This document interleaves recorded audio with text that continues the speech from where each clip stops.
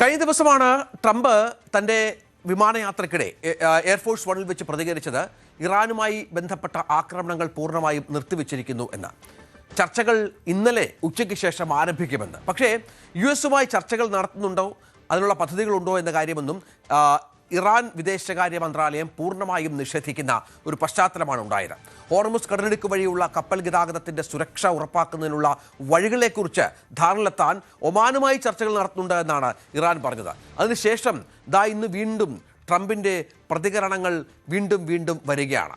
Iran ഒന്നുകിൽ പൂർണ്ണമായും ഒരാണവ കരാറിൽ ഏർപ്പെടേണ്ടി വരും, ചർച്ചകളിലൂടെ ഒന്നും അവസാനിപ്പിക്കാൻ താൻ താല്പര്യപ്പെടുന്നില്ല, കനത്ത തിരിച്ചടി ഇറാനെ പൂർണ്ണമായും കീഴടക്കുമെന്നാണ് ട്രംപിൻ്റെ പുതിയ മുന്നറിയിപ്പ്. US-ന്റെ കടുത്ത നാവിക ഉപരോധത്തിൽ ഇറാനിലേക്ക് ഒരു സാധനവും ഇപ്പോൾ എത്തുന്നില്ല എന്നും നിലവിലെ സാഹചര്യത്തിൽ മറ്റു വഴികളൊന്നും അവർക്ക് മുന്നിലില്ല എന്നും മറ്റുമാണ് ട്രംപിന് വീണ്ടുമുള്ള മുന്നറിയിപ്പ്. പക്ഷേ ഇറാൻ ഭരണകൂടത്തിനെതിരെയും വിമർശനമുണ്ട്. ഇറാൻ ഭരണകൂടം വിശ്വസിക്കാൻ കൊള്ളാത്തവരാണ് എന്നാണ് ട്രംപ് പറയുന്നത്. എന്നാൽ മനഃശാസ്ത്ര യുദ്ധമാണ് ട്രംപ് നടത്തുന്നത് എന്നാണ് ഇതുമായി ബന്ധപ്പെട്ട ഇറാന്റെ വിലയിരുത്തൽ.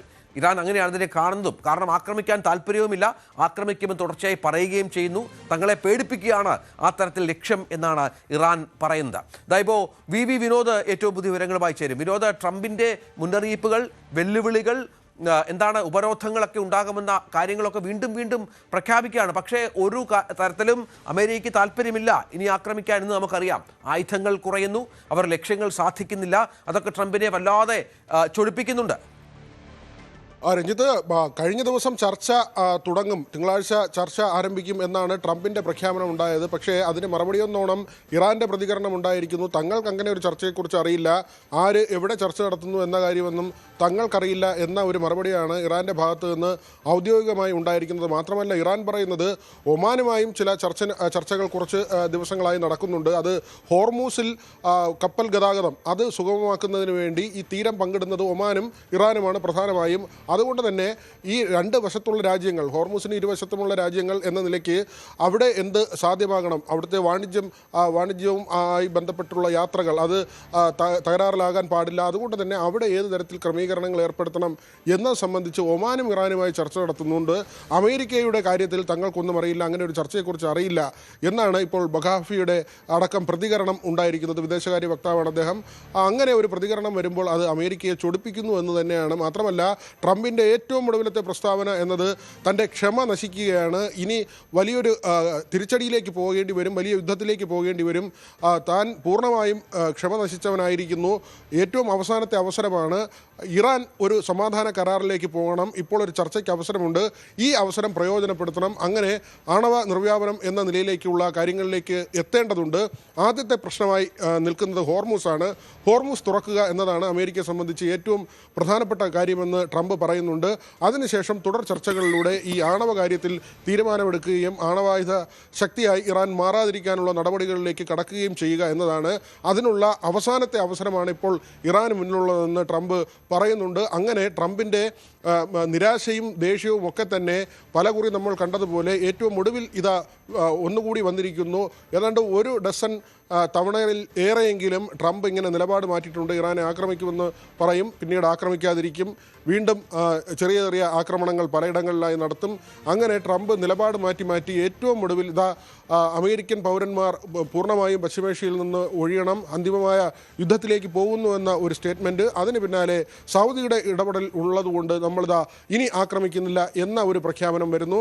അതിനുശേഷം ഇപ്പോൾ ഇറാന് അവസാനത്തെ താക്കീതെന്ന നിലയിൽ മറ്റൊരു പ്രസ്താവന വരുന്നു. ഏറ്റവും ഒടുവിലത്തെ ചർച്ചയാണ്, ഇതിന് തയ്യാറായില്ലെങ്കിൽ ഇറാനെ നശിപ്പിക്കുമെന്ന ഭീഷണി. ഇറാനാകട്ടെ ഇതെല്ലാം തന്നെ പരിഹസിച്ച് കളയുന്നു, തമാശയായി കാണുന്നു എന്ന നിലയിൽ തന്നെയാണ് അവരുടെ പ്രതികരണങ്ങൾ കാണുമ്പോൾ മനസ്സിലാകുന്നത്. പക്ഷേ ഇതിൻ്റെ അപകടം ഇറാൻ തിരിച്ചറിയുന്നുണ്ട്. അമേരിക്കയുടേത് ഒരു മനഃശാസ്ത്രപരമായ നീക്കമാണ് എന്ന വിലയിരുത്തലുണ്ട്. മാത്രമല്ല, അവിടെ ഈ പരമോന്നത നേതാവിനെ തിരഞ്ഞെടുക്കുന്ന സമിതിയുണ്ട്. ആ സമിതി അത് അവിടുത്തെ ഏറ്റവും പ്രധാനപ്പെട്ട ആളുകളാണ്. ആ സമിതിയുടെ ഒരു നിർദ്ദേശം ഇറാൻ ഭരണകൂടത്തിന് ഇപ്പോൾ നൽകിയിരിക്കുന്നത് അമേരിക്കയെ വിശ്വസിക്കരുത് എന്ന കാര്യമാണ്. നമ്മൾ മലയാളത്തിൽ ആ വാക്കുകൾ മാറ്റിയാൽ ഈ ഗുണ്ട പണിയാണ് ഇവർ ചെയ്യുന്നത്, ഈ ഗുണ്ടകളെ വിശ്വസിക്കരുത് എന്ന തരത്തിലാണ് ഇപ്പോൾ ഇറാൻ്റെ ഈ പരമോന്നത സമിതി അവിടുത്തെ ഭരണകൂടത്തിന് ഒരു നിർദ്ദേശം നൽകിയിരിക്കുന്നത്. അതുകൊണ്ട് തന്നെ ഇറാൻ പെട്ടെന്ന് അമേരിക്കയുമായി ഒരു കരാറിൽ ഏർപ്പെടാനുള്ള സാധ്യത വളരെ കുറവാണ്.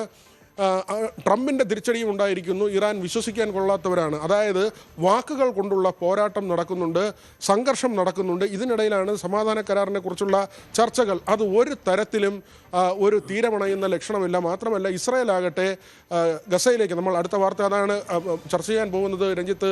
ഇസ്രായേലിന് ഒരു താല്പര്യമുണ്ട്. ഒക്ടോബറിൽ അവരുടെ പൊതു തിരഞ്ഞെടുപ്പ് വരികയാണ്.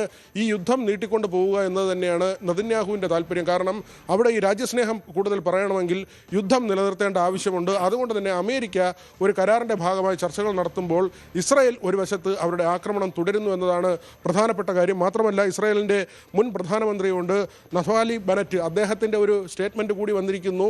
ഇറാനേക്കാൾ വലിയ ശത്രു ഖത്തറാണ്, ഹമാസിന് വലിയ തോതിൽ പണമൊഴുക്കുന്നത് ഖത്തറാണ് എന്ന് ഇസ്രായേലിൻ്റെ മുൻ പ്രധാനമന്ത്രി പറയുമ്പോൾ അത് തിരഞ്ഞെടുപ്പ് രാഷ്ട്രീയം ലക്ഷ്യം വെച്ചുള്ളതാണെന്ന് വളരെ വ്യക്തമാണ്.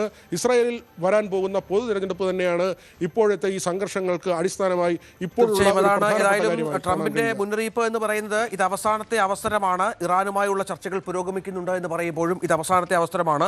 ഒരു പുതിയ കരാറിൽ ഒപ്പുവെക്കാൻ ഇറാന് ഒരിക്കൽ കൂടി അവസരം നൽകുന്നു. അതേസമയം യാതൊരു ചർച്ചയുമില്ല എന്ന് ഇപ്പോൾ ഇറാൻ വ്യക്തമാക്കുന്നു. ഇറാന്റെ അഭ്യർത്ഥന പ്രകാരമാണ് ചർച്ച നടക്കുന്നത്. സൗദി അറേബ്യയും UAE, ഖത്തർ എന്നീ രാജ്യങ്ങളുടെ പിന്തുണയുണ്ടെന്നും ട്രംപ് പറയുന്നു. പക്ഷേ ഇറാൻ ഒരു തരത്തിലും ഇതിന് വഴങ്ങുന്നില്ല എന്നുള്ളതാണ് ഏറ്റവും പ്രധാനപ്പെട്ട ഒന്ന്. കൂടുതൽ വാർത്തകൾക്ക് News 18 Keralam YouTube channel subscribe ചെയ്യുക.